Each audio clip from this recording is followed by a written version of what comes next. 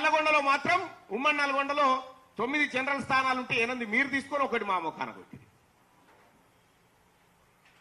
ఈ రకంగా బీసీలను రాజకీయంగా ముందుకు రాకుండా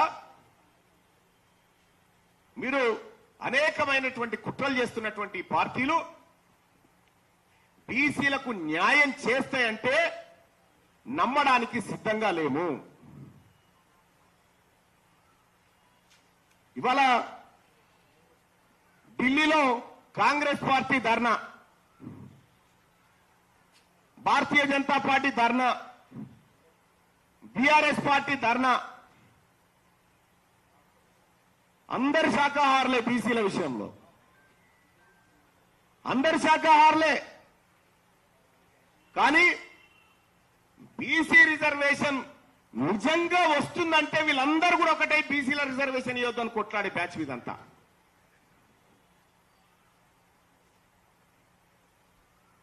ఇప్పుడు మీరు మాకు ఈ సమావేశం ముఖ్య ఉద్దేశం ఏంటంటే మీరు మాకు 42 ఇచ్చుడు కాదు నాయన.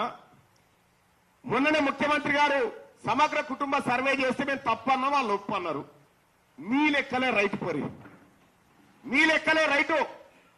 తెలంగాణ రాష్ట్రంలో మీ జనాభా 15% చూపించారు కదా, లోకల్ బాడీలో 15% మీరు తీసుకొని మిగతాయి మాకు ఇచ్చేసేయండి. ఆ 15% మీరు తీసుకొని మిగతా సీట్లు అన్ని పార్టీలు, ఒక కాంగ్రెస్ పార్టీ కాదు అన్ని పార్టీలు తీసుకొని ఆ 15% తీసుకొని మిగతా సీట్లన్నీ బీసీలకు ఇచ్చేయండి. ఒకవేళ మీరు పార్టీ పరంగా ఇయ్యదలుచుకుంటే మా 42 కోత కాదు, మీ 15 కోత పెట్టుకొని మిగతాయన్ని మాకని చెప్పండి.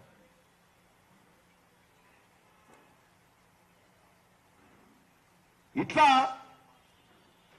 ప్రజల్ని, బీసీ ప్రజల్ని మరోసారి నయవంచన గురి చేసి ఈ రాని లోకల్ బాడీ రిజర్వేషన్ల విషయంలో లోకల్ బాడీలో అంతో ఇంతో 50% వరకు రీచ్ అయినాం. కానీ ఉద్యోగాలలో విద్య విషయంలో మేము వెనకబడినాం. మీరు ఇయ్యాల్సింది అక్కడ కదా మాకు. ఆ టాపిక్ లేకుండా లోకల్ బాడీ ఎన్నికల్లో 42% రిజర్వేషన్ విషయంలో బీజేపీ ఆయన కాంగ్రెస్ తిడతాడు, కాంగ్రెస్ ఆయన టీఆర్ఎస్ తిడతాడు. మరి ఉద్యోగాల అంశం ఏది ఇక్కడ?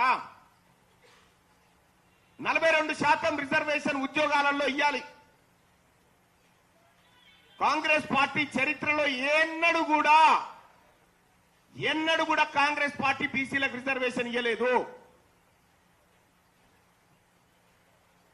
ఆ 27% రిజర్వేషన్ కూడా గౌరవ ప్రధాని, మాజీ ప్రధాని విపి సింగ్ గారి పుణ్యాన్ని వచ్చింది. కాబట్టి కాంగ్రెస్ పైన బీసీ ప్రజలు ఇలా అనుమానంతోనే చూస్తా ఉన్నారు. అటు భారతీయ జనతా పార్టీ వాళ్ళు ముస్లింల పేరు మీద వాళ్లకు అంశం కావాలి కాబట్టి ఆ రిజర్వేషన్ ముస్లింలకు ఎట్లిస్తారని మాట్లాడుతూ ఉన్నారు. మీరు గుజరాత్ లో ఇచ్చుకోవచ్చు, దేశవ్యాప్తంగా ఎక్కడైనా ఇచ్చుకోవచ్చు, కానీ ఇక్కడ మాత్రం ఇవ్వద్దట. నిజంగా వీళ్ళకి చిత్తశుద్ధి ఉంటే, ఇయ్యాలనేటువంటి ఆలోచనే ఉంటే ఈ పార్టీలు ఇంత దుర్మార్గంగా మెలికలు పెట్టి మాట్లాడవు.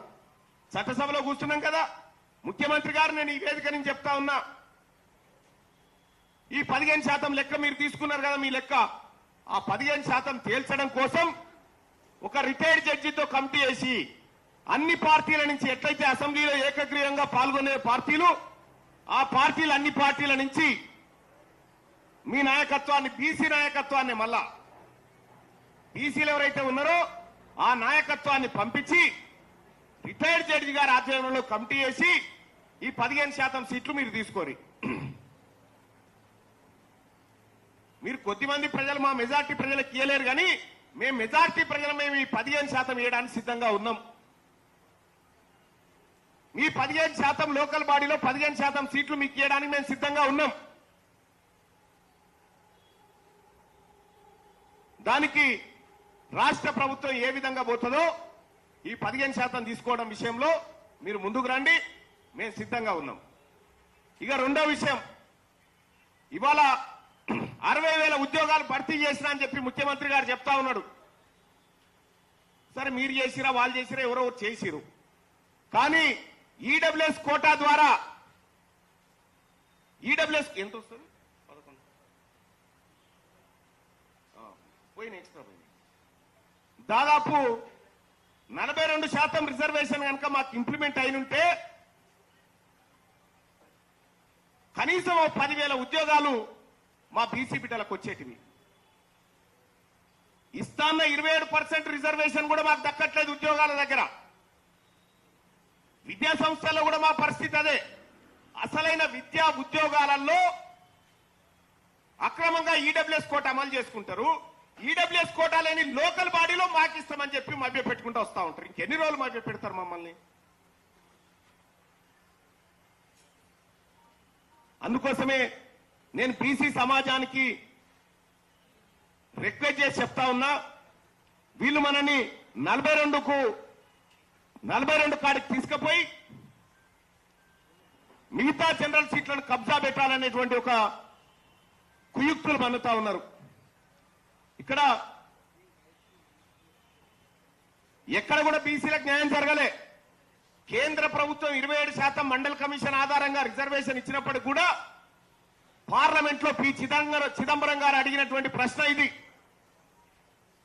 క్వశ్చన్ నెంబర్ 3231 ప్రకారం 9th ఆగస్టు 2021 లో అడిగిండు. మొత్తం కేంద్ర ప్రభుత్వ ఉద్యోగాలలో ఓబీసీల వాటా ఎంతుందా అని అడిగితే రిజర్వేషన్